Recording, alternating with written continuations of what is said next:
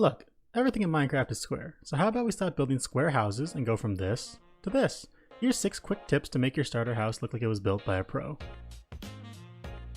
Alright, we know the square is the easiest to build, and we've all been there. Trust me, I used to build with just squares till I got way more comfortable using angles and circles. But let's look at why using just a square is detrimental to the overall design of your build. Here we have a square foundation, big enough to hold everything you need, and large enough to not feel claustrophobic. However, once you actually start building up the walls and adding a roof, we notice that some problems do arise. First, the build is way too flat. There's no dimension when building a square. Second, the roof is extremely hard to look at. It just looks awful. But what can we do to make this better? Well, let me show you. Tip number 1, create a floor plan containing everything you need. Make sure you lay out what you want to add. This makes building a lot simpler as you won't be designing on the fly. Save those creative juices for adding detail instead of straining it on trying to figure out what you want to add to a storage room. If you were building a house in real life, would you start without a plan? I know I wouldn't. Tip number 2, think about the stairwell. What I mean by that is think about what type of stairs you want to build. Do you want to build a grand staircase? How about a spiral staircase? Or do you want to go with a middle-class suburban household stair that goes straight up and takes a sharp left? No matter what you choose, make sure you do it before you put up the walls, because once you add walls, certain stairs become a hassle to add.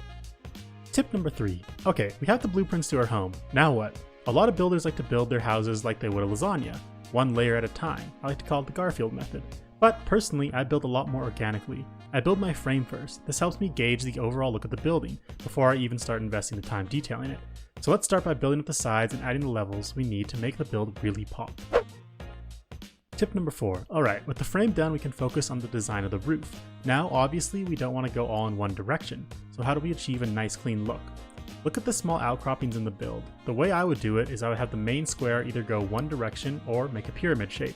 Next, I would make the little outcroppings go a little different in height and add the roofs going in opposite directions of the main roof. Here's a quick diagram showing you what I mean.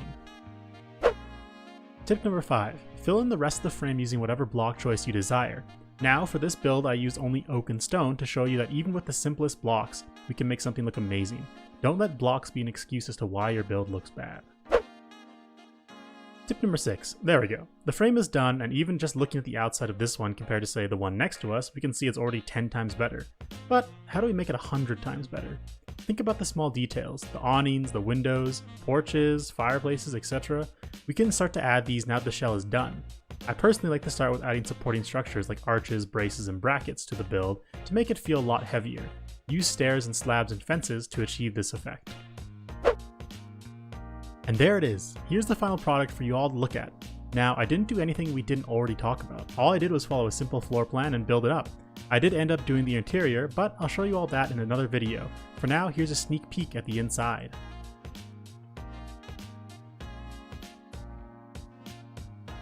I hope you all enjoyed my tips for making a starter house. If you did, be sure to like and subscribe for similar content. I hope you all have a great day, and I'll see you all next video.